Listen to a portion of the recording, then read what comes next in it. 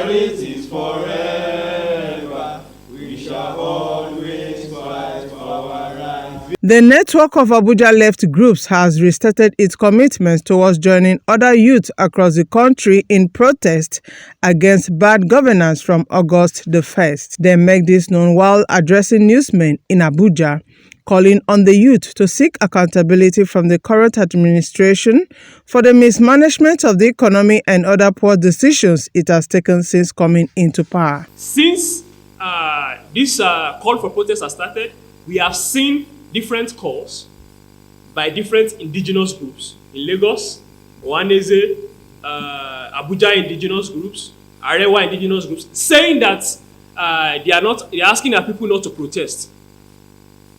We want to respond to this, and it is to say that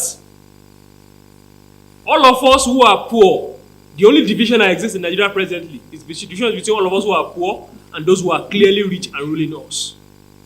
And this is because despite their attempts to use tribe, region, religion, culture, and everything to divide us, we have seen clearly from the attempts that the attempts have been sponsored by our own government. The recent declaration of a 50% slash in the salaries of members of the legislative for 6 months is an insult on the collective intelligence of the masses.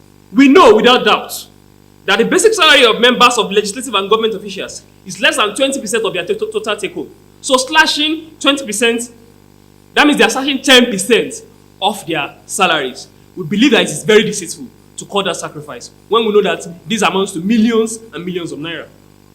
This is a deceitful attempt to hoodwink the masses into believing that government officials are actually making sacrifices.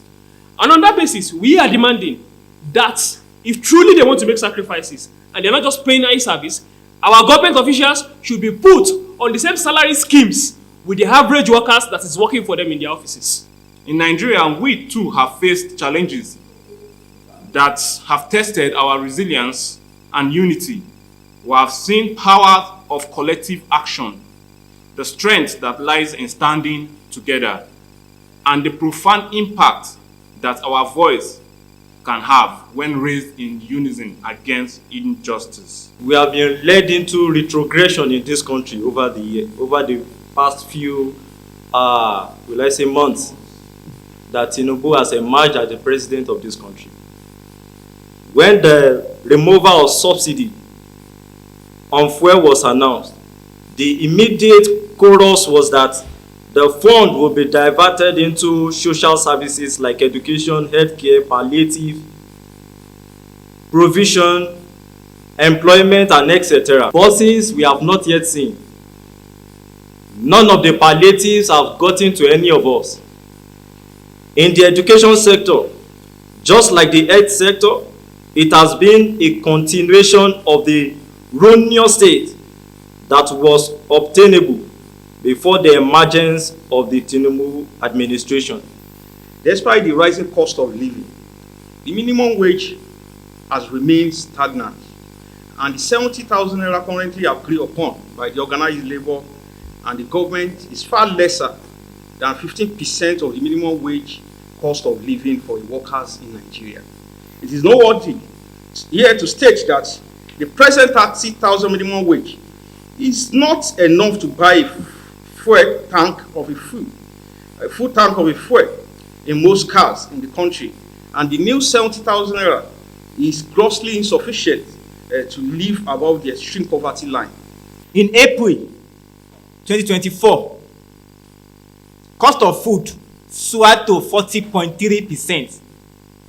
Nigeria's gross domestic product, GDP, declined to 2.98% in the first quarter of this year, 2024. While the Naira became the worst performing economy globally in the first quarter of this year.